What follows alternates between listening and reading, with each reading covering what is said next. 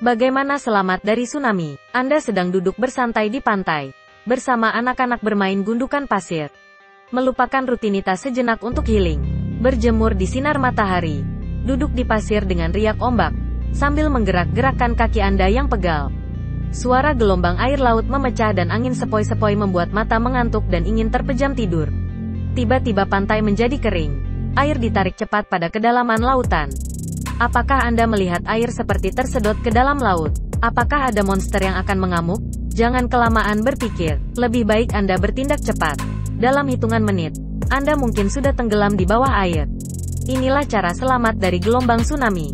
Tsunami dipicu oleh kegiatan bawah air yang intens. Biasanya suatu gempa bumi, atau letusan gunung berapi bawah laut.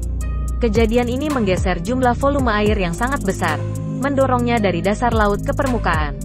Namun ketika gravitasi menariknya kembali ke dasar, energi yang besar ini dilepaskan keluar, membentuk gelombang mematikan yang bertambah besar ketika gelombang tersebut menimbulkan suara riak di lautan.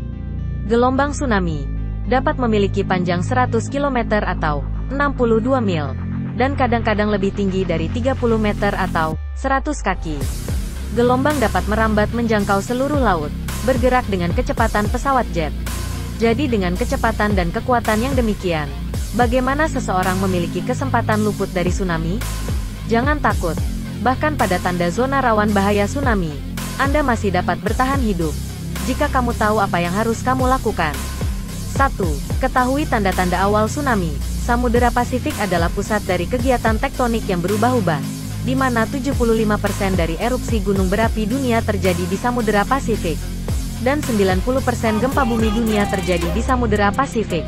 Distribusi geologi ini adalah alasan mengapa 85% tsunami dunia terjadi di Samudera Pasifik. Pada sebagian besar kasus, gempa bumi terjadi sebelum tsunami. Jadi jika Anda berada di dekat laut, dan terjadi gempa bumi, pertama lindungi diri Anda dari gempa tersebut. Namun ketika goncangan berhenti, berlarilah ke tempat yang lebih tinggi secepat mungkin. Laut akan bertambah ketinggian. Seperti monster bangkit dari dasar laut, larilah ke arah lain. 2. Menjauhlah dari laut. Tanda awal dari tsunami yang segera akan terjadi. Air pantai akan surut cepat. Air tersedot ke dasar laut sampai dasar laut terlihat. Jangan mendekat ke pantai untuk memeriksanya. Anda hanya menempatkan diri Anda dalam resiko ketika air laut naik kembali. Tetapi berlarilah ke arah yang berlawanan yaitu darat. Usahakan menjauh 3,5 km atau 2 mil dari lautan, atau ketinggian 30 meter atau 100 kaki di atas permukaan laut untuk memastikan keselamatan Anda. 3. Cari daratan yang lebih tinggi. Carilah tanah yang lebih tinggi sebisa mungkin. Tsunami berjalan dengan cepat, dan mungkin Anda tidak memiliki waktu yang cukup untuk melewati zona bahaya. Dalam hal ini, cari bangunan yang tinggi, dengan pondasi beton yang kokoh. Jika Anda melihat ada gedung di dekatmu, masuklah ke dalam dan naiklah ke lantai paling tinggi secepat mungkin. Jika Anda tidak dapat mencapai sebuah gedung tepat pada waktunya, yang paling baik adalah 4. Raih sesuatu dan berpegangan. Mungkin terdengar sangat tidak praktis. Lihat ke sekeliling sebentar. Pada tahun 2004, terjadi tsunami Samudera Hindia.